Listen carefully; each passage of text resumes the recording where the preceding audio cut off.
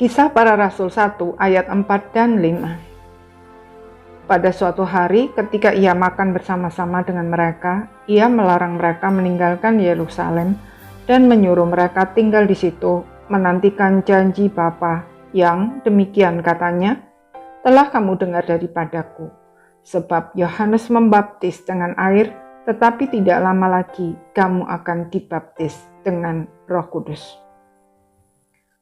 Tuhan Yesus naik ke surga dengan sebuah pesan kepada murid-muridnya agar mereka tidak meninggalkan Yerusalem untuk menantikan janji Bapa, yaitu turunnya Roh Kudus.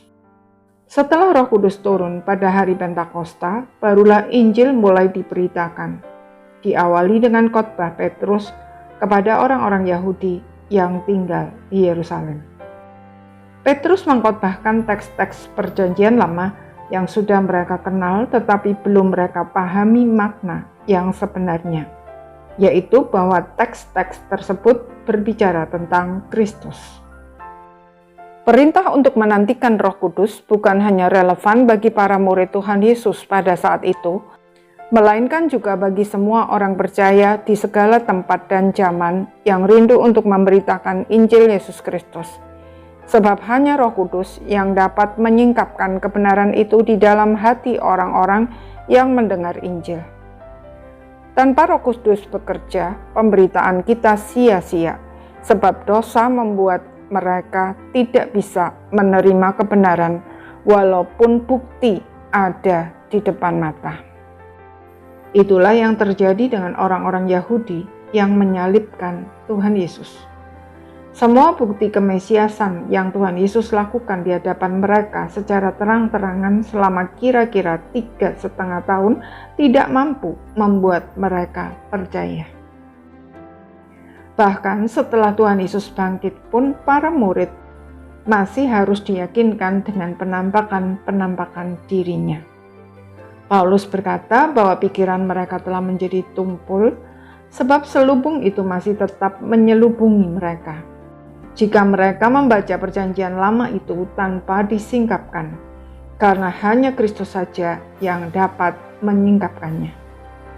Bahkan setiap kali mereka membaca kitab Musa, ada selubung yang menutupi hati mereka. Tetapi apabila hati seorang berbalik kepada Tuhan, maka selubung itu diambil daripadanya. Untuk membuat hati orang berbalik kepada Tuhan, mutlak membutuhkan Roh Kudus. Sebab hanya Roh Kudus yang bisa melakukannya.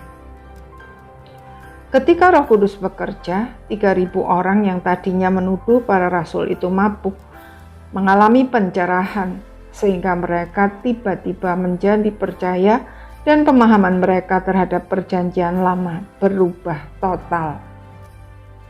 Di sisi lain kita bersyukur karena di dalam memberitakan Injil kita tidak perlu bergantung kepada kemampuan diri kita sendiri yang sangat terbatas.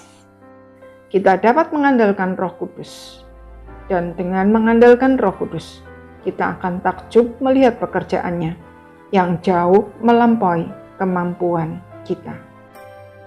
Karena itu, dengan bersandar kepada pimpinan dan kuasa Roh Kudus, mari kita bangkit dan berkarya bagi kemuliaan-Nya. Amin.